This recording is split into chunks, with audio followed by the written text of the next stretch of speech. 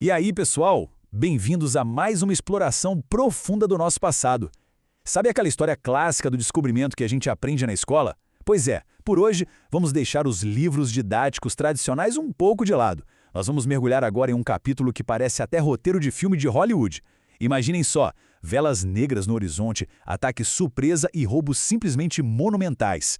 Hoje, a gente vai desvendar a verdadeira dimensão de uma ameaça que aterrorizava o litoral colonial, as esquecidas invasões dos piratas ingleses.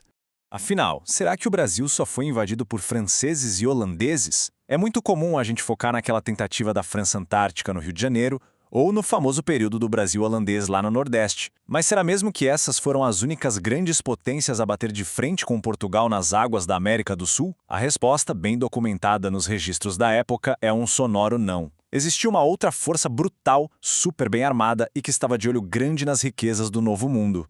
E é aqui que a gente vê um contraste bem marcante. De um lado, a gente tem aquelas invasões famosas dos franceses e holandeses, que tinham objetivos políticos bem claros e queriam fundar colônias. Do outro lado, surge uma ameaça meio oculta, mas assustadora, uma onda massiva de corsários e mercenários ingleses. Diferente dos holandeses, esses caras não queriam saber de governar terra nenhuma. A tática deles era bater e correr. O alvo era muito mais direto e implacável: o saque, dinheiro rápido. Mas o que será que tinha de tão valioso na nossa costa para justificar o risco de cruzar o Atlântico e encarar os canhões ibéricos? O grande motivador econômico dessas invasões se resume a um número impressionante: 700 mil quintais. Para a gente trazer isso para a nossa realidade hoje, estamos falando de mais de 40 mil toneladas de açúcar sendo produzidas por ano. Era uma quantidade de riqueza simplesmente colossal. Como os próprios relatos da época contam, o cheiro do açúcar e das riquezas brasileiras praticamente pairava no ar. E esse cheiro doce funcionava como um imã, atraindo mercenários e frotas corsárias de todas as partes da Europa para a nossa costa. Sem dúvida, o açúcar era o verdadeiro ouro branco daquele tempo. E olha que não era só o açúcar, viu? O pau-brasil continuava sendo extremamente cobiçado, chegando a ser vendido na Europa literalmente a peso de ouro. Para se ter uma ideia, cada arroba, ou seja, uns 15 quilos dessa madeira, valia pesadas moedas de ouro chamadas ducados. Além disso, a lista de tesouros incluía peles de animais, uma produção fortíssima de algodão e a famosa pimenta da terra, que inclusive bateu de frente com a pimenta malagueta lá da África. Resumindo, essa economia próspera do litoral transformou o Brasil num alvo irresistível para capitães sedentes por lucro rápido.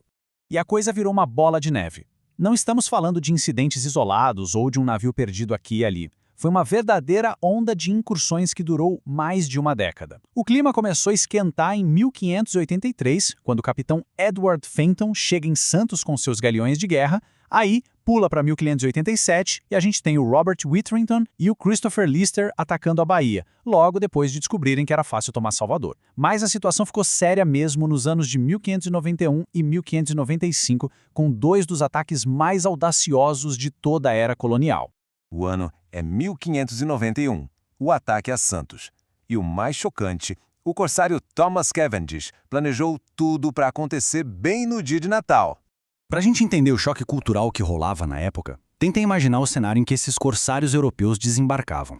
Eles davam de cara com um mundo selvagem, riquíssimo e completamente diferente da Europa. Eram vilas pequenas e recentes, cercadas por aquela imensidão verde na Mata Atlântica. Ali vivia uma mistura super complexa de colonos portugueses, africanos escravizados e uma imensa população indígena, onde os costumes e os artefatos locais ditavam o ritmo da vida colonial. Era esse o caldeirão cultural que os invasores encontravam. O que nos traz ao grande clímax da ousadia britânica, o saque de Recife, comandado por James Lancaster em 1595. Prestem muita atenção nos passos desse assalto porque a escala é de cair o queixo. Se o Cavendish aproveitou o Natal, o Lancaster chegou com a frota dele no Recife exatamente na Sexta-feira da Paixão, no fim de março de 1595. Sem pensar duas vezes, os caras atacaram e tomaram o forte que estava armado com 7 canhões. A pressão foi tanta que os defensores tiveram que recuar para Olinda, deixando os corsários como donos absolutos do Recife. E não foi uma visitinha rápida, eles ocuparam tudo por incríveis 31 dias. O volume de riqueza roubada dos armazéns foi tão estratosférico que os navios originais do Lancaster não deram conta do recado. Eles precisaram fretar embarcações holandesas e francesas ali mesmo no porto, fechando uma frota de 15 navios só para conseguir levar aquela montanha de açúcar de volta para a Europa. O saldo dessas invasões fica muito claro nas palavras do cronista Frei Vicente do Salvador. Descrevendo um ataque na Bahia, ele anotou o seguinte: e assim se tornaram os ingleses para a sua terra, depois de haverem aqui estado 2 meses. Essa frase simples mata a charada sobre a grande diferença desses corsários. O objetivo do Lancaster ou do Cavendish nunca foi construir um Brasil inglês. A missão deles era literalmente sangrar a colônia. O esquema era fazer a limpa nos armazéns e voltar para casa nadando em dinheiro, deixando um prejuízo gigantesco para a coroa.